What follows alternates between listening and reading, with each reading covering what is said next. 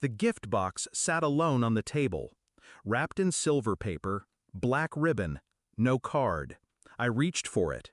"Don't touch that," my husband said, low, firm. I turned to him, confused. "What's wrong?" He didn't look at me. He looked across the reception hall, past the flowers, the cake, the band. He stared at my sister. His voice dropped to ice.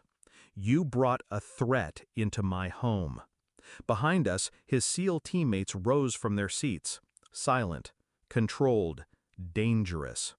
And that's when her smirk cracked. For the first time in years, she looked afraid. I used to admire her, Leah, my older sister. She was everything I wasn't, glamorous, bold, magnetic. When our parents died, she became my anchor, my example, until I realized she was also the storm. There's a pattern to betrayal. It starts with charm, then distance, then the small cuts. She called him too serious, mocked the uniform behind his back, said he looked at me like I was glass he didn't want to shatter. I thought she was just being Leah. But then my laptop was hacked, my bank account flagged. A background check on me was run by someone outside the government. Brent, my fiancé back then, commander of SEAL Team 9, didn't flinch. He started watching her, quietly, strategically, and I started remembering. All the times Leah introduced me to men who lied. All the times he borrowed money and forgot to pay it back. All the deals she hinted at but never explained. I didn't want to believe it, until Brent showed me the footage. A meeting, Leah and a man tagged by Homeland, arms broker. Surveillance flagged a phrase, "We'll plant it at the wedding." That was 2 weeks ago. We didn't cancel. We waited. Let the net tighten. So when I reached for that box on our wedding night, Brent's voice wasn't afraid. It was ready. He signaled with 2 fingers. One of his men swept in, lifting the box with gloves. Another scanned it. A third followed Leah as she tried to slip toward the exit. She didn't get far. 4 of them blocked the doors. The guests didn't understand. They thought it was part of the military protocol, security for a SEAL commander. They didn't see Leah's hand shaking.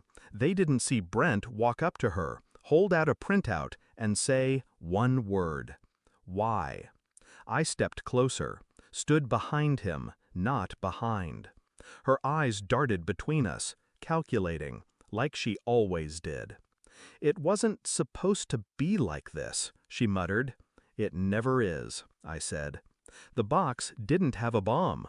It had a tracker, microscale, buried under the ribbon lining, enough to flag our location, enough to signal a breach once we left on our honeymoon. The plan was to hit us in transit, remote, vulnerable. They weren't just after Brent. They wanted SEAL files, access.